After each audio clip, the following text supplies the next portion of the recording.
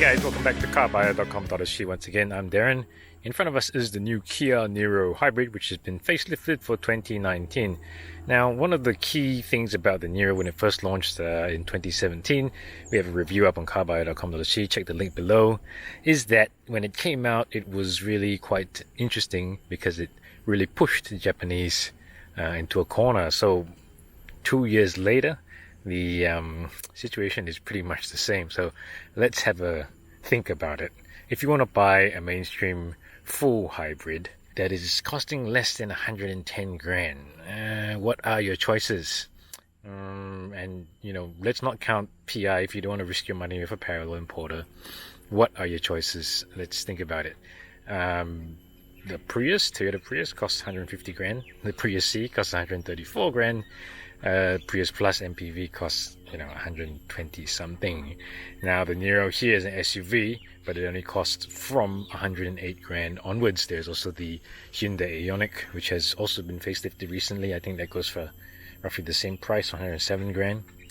And that really gives you food for thought, because when we think hybrids, we think Japanese, but actually since 2017 the Koreans have really been upping their game, and they're beating the Japanese at what they used to be good at.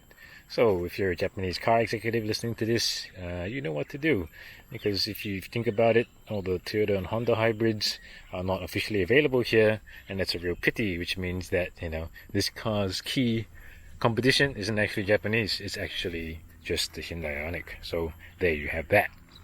Okay, so what's new for the Niro hybrid? We're looking at the SX model, and that costs 10 grand more than the EX model. So the SX model has more stuff that's more visible on the inside.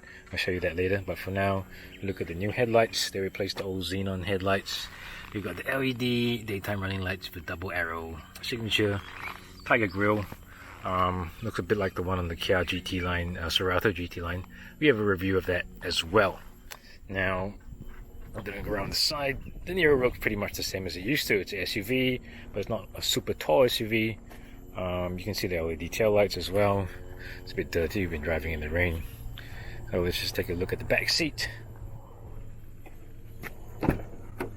Quite a spacious back seat there. The boot size is the same as well at 421 litres.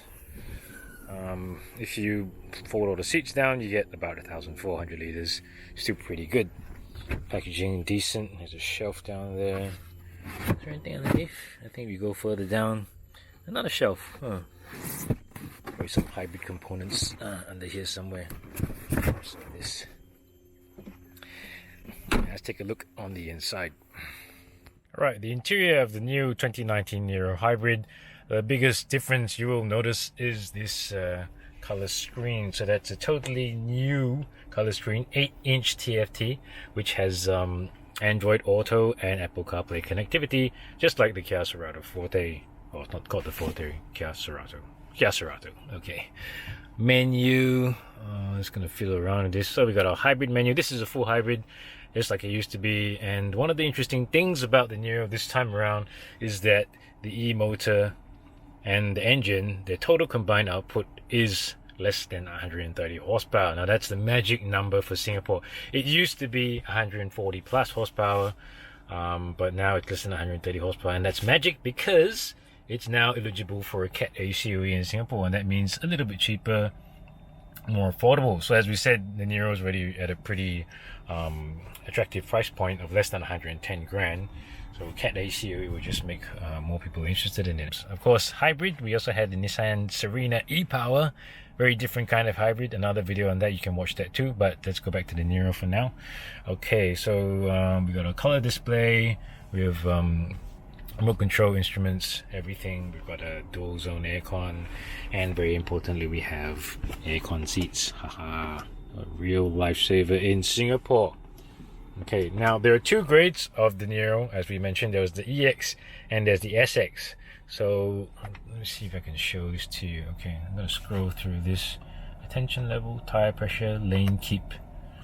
Very impressive driver assistance features. I'll show you.